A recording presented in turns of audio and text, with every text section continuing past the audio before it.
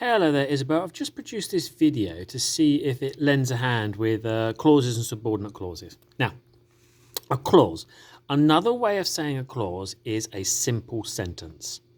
So a simple sentence, if you remember from class, is a really small one that is essentially nothing more than the cat sat on the mat. Okay, it contains a verb and that's it, full stop and a capital letter. So here we've got a simple sentence. Carl went into the house. So we know it's Carl, the verb is went, preposition tells us he's gone into the house. That's a simple sentence. Now, a job of a subordinate clause is really telling the reader that's quite a boring simple sentence. There's not much to it. We want to know more about this. So rather than write another simple sentence and another simple sentence and another simple sentence, the English language has created something called a subordinate clause. And that's a really, really posh way of saying extra information. So all you're doing by adding a subordinate clause is adding extra information. Now, sometimes we do that by adding an adjective. So we might say, Carl slowly went into the grimy house. That's adding in extra information, but it is not a subordinate clause. That would just simply be the same simple sentence, the same main clause. Now, a subordinate clause needs, firstly, a conjunction most of the time. So I've chosen a conjunction here. I've got while. Carl went into the house while. Now, while is quite a good conjunction because that's telling you something else is going on. Reference to time. So, Carl went into the house while Ashley waited. Whoops, here we go with the camera. Ashley waited outside. So what we've got here is a situation of we've got the main clause, Carl went into the house. That's the simple sentence. If you wanted, you could put a full stop on the end of that, and that's a sentence. We've then got the conjunction, which is like a joining, which is like glue. It's connecting up this part to this part. And then we've got the extra clause. Okay, sometimes they can work on their own. So you could say Ashley waited outside. That could be a sentence on its own. Other times it just can't work like that. Okay, so here we've got the subordinate clause, a little bit extra information. Let's look at the next example. We will plant the crops. Okay, so we will plant the crops. That could be a sentence on its own. It works. We will plant the crops. Planting, there's our verb. There's our pronoun. There's our noun. Yep, that's what we know we're going to do. Let's add the conjunction, and this is where conjunctions often come up with subordinate clauses. Add the conjunction of after. We will plant crops after, so we're making a reference to time there, after the frost has gone. There it is, the frost has gone. So that's a good example of when this is a phrase, okay? You can't really put that as a simple sentence on its own. The frost has gone. Gone where? Where's it gone? It doesn't really make much sense. So that is a good example of just extra information. It's just telling you that little bit extra, the frost has gone. Let's have a look at these next ones. We had to stop gardening. Okay, so there's our main clause. We had to stop gardening. And there's our conjunction, as. So that's our joining word. It was getting dark.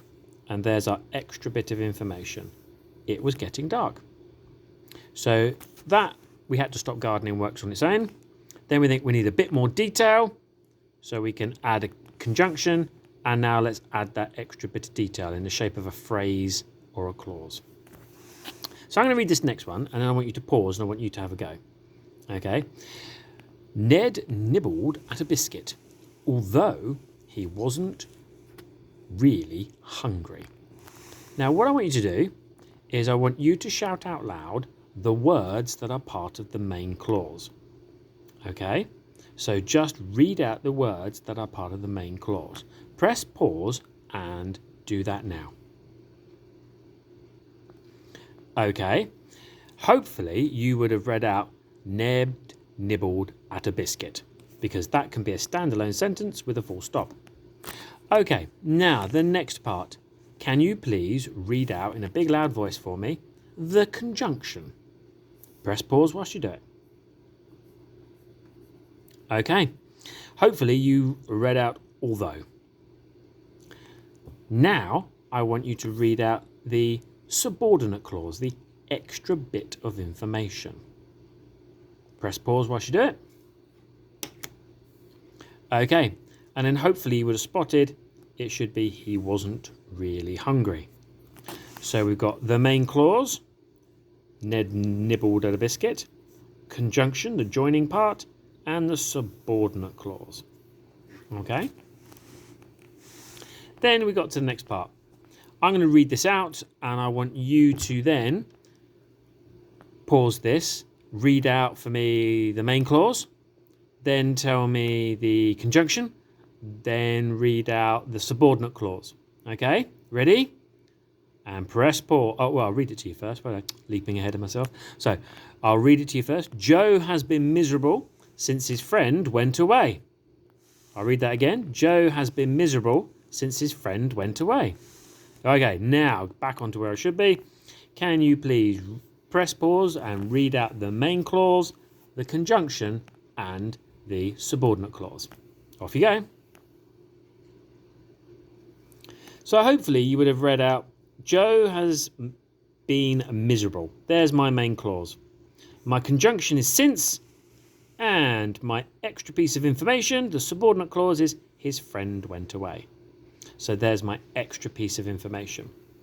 Now, if we pull this back a little bit, we can see there's a little bit of a pattern with these, because when we look at them, if I just adjust the camera, I can see there's a pattern. I've got main clause, connective, subordinate. Main clause, connective, subordinate. Main clause, connective, subordinate.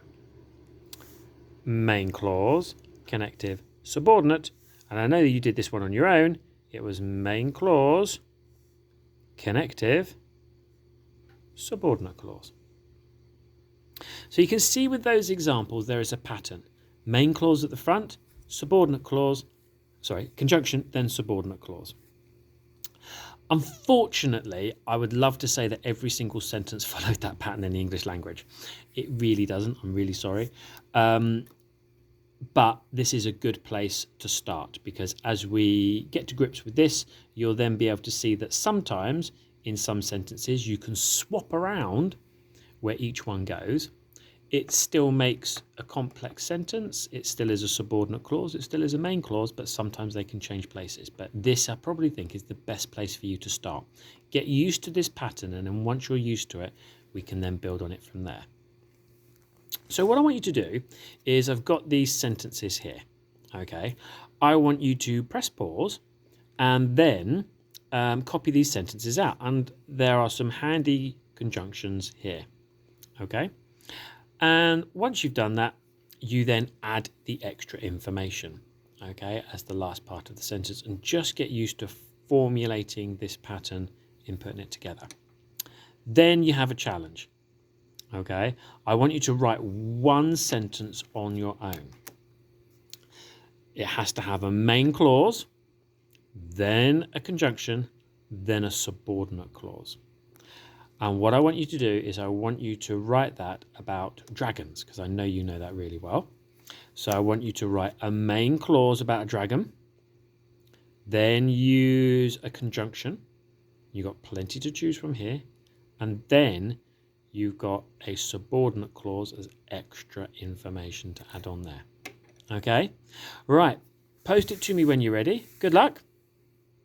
Off you go.